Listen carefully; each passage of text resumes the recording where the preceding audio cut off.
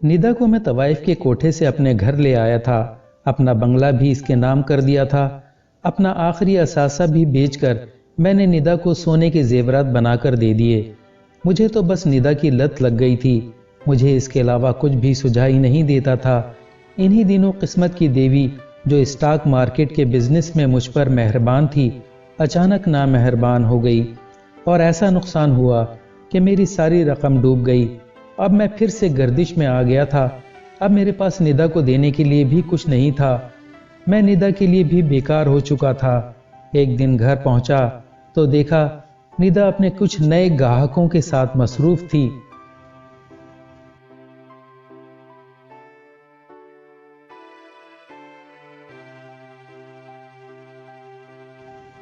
मैं सजाए मौत का कैदी हूँ।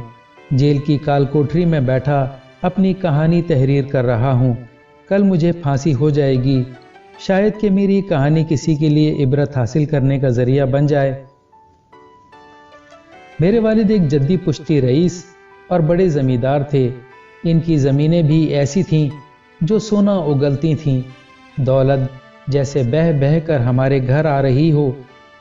इसके बावजूद मेरे वालिद बहुत सादा तबीयत के आदमी थे। जब मैं सिर्फ 5 साल का था तो मेरी वालदा का इंतकाल हो गया था। वालिद मेरी वालदा से बहुत मोहब्बत करते थे। इसी वजह से इन्होंने दूसरी शादी ना की थी। मैंने होश संभाला तो अपने आप को एक ऐसा इंसान पाया जो जिस चीज़ की ख्वाहिश करे फौरन इसके सामने हाजिर हो जाती। मैं खुद को किसी मुल्क का शहजादा तस्वर करता और हर एक को हकीर जानता। वालिद मुझे एक अच्छा इंसान देखना चाहते थे, इसलिए इन्होंने मुझे शहर के एक बड़े और महंगे स्कूल में दाखिल करा दिया था। इस स्कूल में तकरीबन सभी बच्चे मालदार घरानों से ताल्लुक़ रखते थे और मेरी तरह मेरे तमाम दोस्तों के दिमाग भी आसमानों पर रहते। मैं हॉस्टल में रहता था। वालिद साहब मुझे एक अच्छी रकम हर माह खर्च के लिए देते थे। इसके अलावा भी मैं जितने पैसे मांगता वालिद साहब दे देते थे। बचपन की दिलचस्पियां ज़रा अलग नौयत की होती हैं, लेकिन जैसे ही बालिग होते हैं ख्वाहिशात और ज़रूरियात तब्दील हो जाती हैं। चूँकि हॉस्टल में कोई नज़र रखने वाला नहीं था और जो हॉस्टल के वार्डन थे वो भी हमारी हैसियत से डरते थे, इसलिए हमें कोई टोकने वाला नहीं था। हम जो चाहते करते। सबसे पहले तो हमने सिगरेट पीनी शुरू की और कुछ ही दिनों में चर्च भी इसमें शामिल हो गई। मेरे बहुत से दोस्तों के वालिद सरकारी अफसरान थे।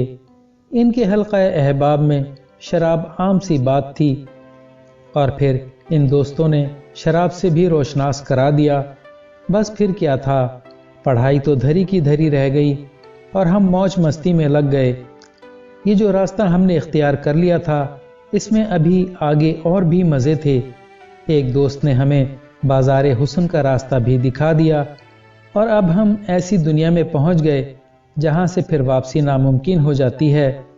मोज़ोर जवानी को शबाब का ऐसा नशा चढ़ा कि मैं वहीं का होकर रह गया। शायद बाज़ार हुस्न की हसीनाओं की तरबियत का खासा होता है कि वो दौलतमंद शिकारों को इस वक्त तक घेर कर रखती हैं जब तक वो कंगाल ना हो जाएं। इन्हें अपनी अदाओं से ऐसे लोगों को काबू रखना खूब आता है। मेरे दिन रात शराब और शबाब में मस्त गुजर रहे थे। मैं इन दिनों इंटरमीडिएट में था कि किसी बदबख्त ने मेरी कारगुजारी की इत्तला मेरे वालिद को कर दी। वालिद साहब ये सुनकर परेशान हो गए और इन्होंने फौरी तौर पर मुझे गांव वापस बुला लिया। वालिद साहब वैसे तो मेरा हर तरह से ख्याल रखते थे, लेकिन जब इनको गुस्सा आता था तो मैं भी डर जाता था। इन्होंने मुझे ज़मीनों की जिम्मेदारी दे दी और शहर जाने पर पाबंदी लगा दी।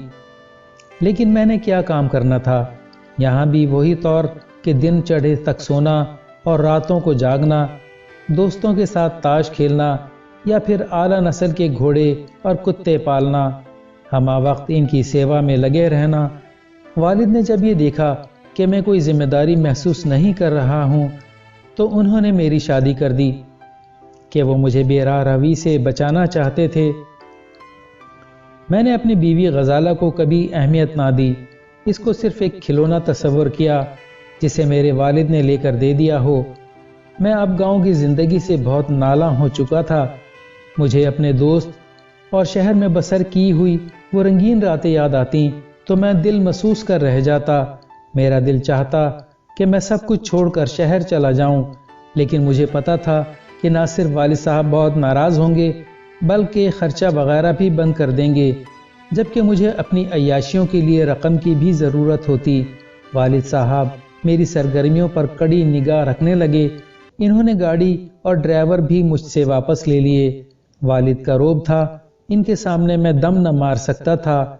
میں والد صاحب کی جانب سے کی جانے والی سختیوں پر سارا غصہ اپنی بیوی غزالہ پر اتار دیتا۔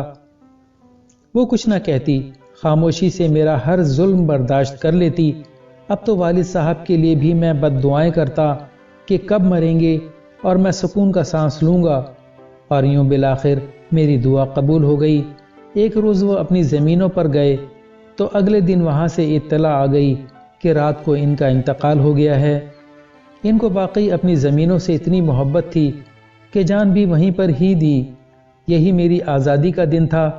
آج میں بہت خوش تھا کہ اب میں اپنی مرضی سے زندگی بسر کروں گا۔ اب تمام جائیداد، زمینیں اور بینک بیلنس سب میرا تھا۔ باپ کا 40واں بھی نہ ہوا تھا کہ اراضی کے سودے کرنے شروع کر دیے۔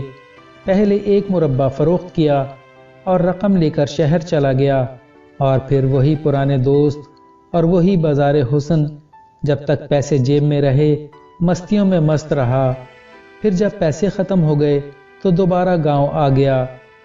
اس وقت تک میری ایک بیٹی پیدا ہو گئی تھی، لیکن مجھے اتنی فرصت کہاں تھی کہ اپنی بیٹی کی ایک جھلک ہی دیکھ لیتا۔ کچھ دن گاؤں میں رہ کر مزید 1 مربع زمین کا سودا کیا، اور پھر وہی دن اور وہی راتیں۔ اب تو میرے دوست گاؤں بھی آ جایا کرتے، اور بازار حسن کی تتلیاں بھی کئی دن میری حویلی میں گزارتیں۔ ان دنوں میری عمر 25 برس ہو گئی تھی۔ میں زمینیں فروخت کرتا چلا گیا۔ اس دوران میں نے دنیا کی سیاحت کر لی، ساری دنیا میں گھوم پھر کر خوب عیاشی کی اور دولت اڑائی۔ جب 3-4 مربع باقی رہ گئے تو خیال آیا ایسے تو کنگال ہو جاؤں گا۔ جس طرح میں دولت اڑا رہا تھا اس طرح تو قارون کا خزانہ بھی ہوتا تو وہ بھی خالی ہو جاتا۔ اب مجھے تھوڑی فکر لاحق ہوئی کہ کوئی آمدنی کا ذریعہ بھی ہونا چاہیے۔ تعلیم کم تھی اور زمینداری کا کام بھی نہیں آتا تھا۔ دوستوں سے مشورہ کیا کہ گاؤں میں جی نہیں لگتا، دنیا دیکھ آیا ہوں، اب کنویں کا مینڈک بن کر نہیں رہ سکوں گا، کیا کرنا چاہیے؟ کھیتی باڑی کو سنبھالنا میرے بس کا روگ نہیں ہے۔ دوستوں نے صلاح دی کہ شہر میں سکونت اختیار کر لو، اور جو کچھ بچا ہے اسے بیچ کر شہر میں بزنس کر لو۔ بزنس میں بڑا پیسہ ہے اور تم پیسے والے ہو، سنا نہیں کہ پیسے کو پیسہ کھینچتا ہے؟ میں نے بغیر سوچے سمجھے بقیہ اراضی میں سے آدھی کو فروخت کیا اور رقم لے کر شہر آ گیا۔ ایک دوست نے اپنے ایک بزنس مین دوست سے متعارف کرایا، اس کے ساتھ میں نے پارٹنرشپ میں بزنس شروع کر دیا، لیکن کامیاب نہ ہو سکا، سارا سرمایہ ضائع ہو گیا۔ اب شہر میں رہنا محال ہوا تو دوبارہ گاؤں آ گیا۔ ابھی کچھ زرعی اراضی بچی تھی مگر پرکھوں کی ساکھ موجود تھی۔ زمین کی دیکھ بھال شروع کر دی، مگر شومئی قسمت کہ یہ اراضی دریا کے قریب تھی جو بہت زرخیز ہوتی ہے، مگر کبھی کبھی دریا کے رخ بدلنے سے دریا برد بھی ہو جاتی ہے، اور پھر یہی ہوا، سیلاب کے دنوں میں یہ زمین دریا برد ہو گئی۔ ایک دوست کو فون کر کے صورتحال بتائی تو اس نے مشورہ دیا کہ اب جو حویلی رہ گئی ہے اسے بیچ دو اور اسٹاک مارکیٹ میں آ جاؤ۔ وہ دوست بھی انہی دنوں اسٹاک مارکیٹ میں داخل ہوا تھا۔ مشورہ دیا کہ کچھ رقم میرے توسط سے اسٹاک مارکیٹ میں لگا کر دیکھو، آج کل مارکیٹ بہت اب جا رہی ہے، اللہ نے چاہا تو وارے کے نیارے ہو جائیں گے۔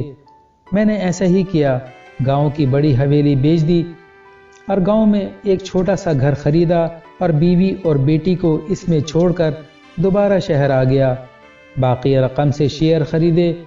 کچھ ہی دنوں میں اتنا منافع ہوا کہ رقم چوگنی ہو گئی۔ مجھے یہ طریقہ بزنس بہت سود مند اور آسان لگا۔ اب یہاں وقتاً فوقتاً رقم لگاتا اور منافع آ جاتا۔ شہر میں گھر خرید لیا، پیسہ ہاتھ میں آیا تو دوبارہ بازار حسن یاد آ گیا۔ وہاں گیا تو اب وہاں کی دنیا ہی بدل گئی تھی۔ नई नई कम उम्र लड़कियां आई हुई थीं। एक बहुत खूबसूरत लड़की निदा मेरे दिल को भा गई। इस पर ऐसा लट्टू हुआ कि फिर सब कुछ भूल गया। मैंने इस पर पैसा लुटाना शुरू कर दिया।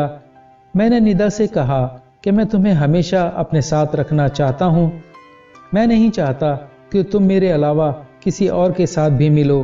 निदा ने भी मुझे यकीन दिलाया कि वो सिर्फ मेरी है, अब वो किसी के साथ नहीं मिलेगी।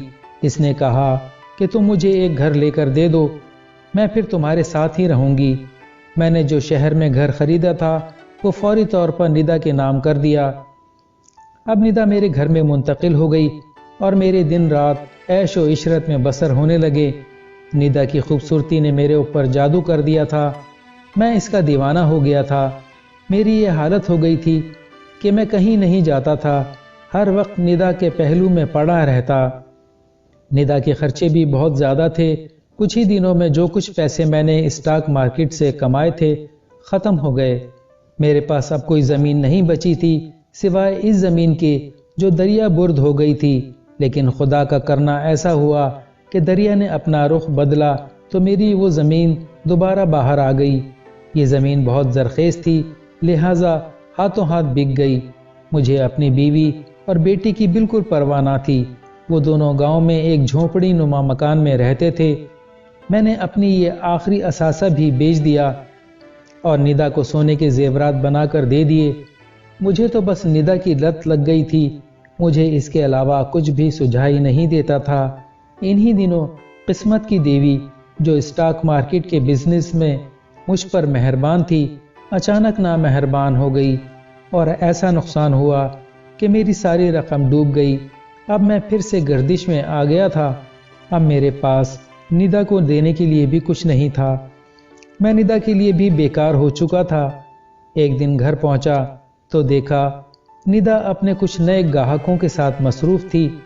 जब मैंने इससे बात पर्स की तो इसने साफ कह दिया कि अब आपके पास कुछ नहीं है, आप मेरे खर्चे कैसे बर्दाश्त करेंगे, इसलिए मैंने ही अपने अखराजात का बंदोबस्त करना है। मैं इसकी बात सुनकर अपना होश गंवा बैठा।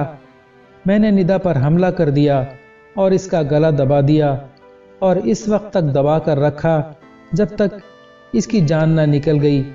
पुलिस ने मुझे गिरफ्तार कर लिया। मुझ पर मुकदमा चला और जुर्म साबित होने पर सजाए मौत हो गई। अब मैं जेल की काल कोठरी में फांसी के दिन का इंतजार कर रहा हूँ। मैंने अपने वालिद की नाफरमानी करके अपनी दुनिया बर्बाद कर ली थी। मुझे अपने अमाल की सज़ा मिल गई है। अब मुझे शिद्दत से एहसास होता है कि मैंने अपनी बीवी गजाला और बेटी पर बड़ा जुल्म किया था। मेरी बेटी जिसके आबा व अजदाद जद्दी पुश्ती रईस थे, मेरी वजह से इनकी बहू और पोती आज घरों में काम करके इंतहाई मुफलिसी की हालत में अपनी ज़िंदगी गुजार रही हैं।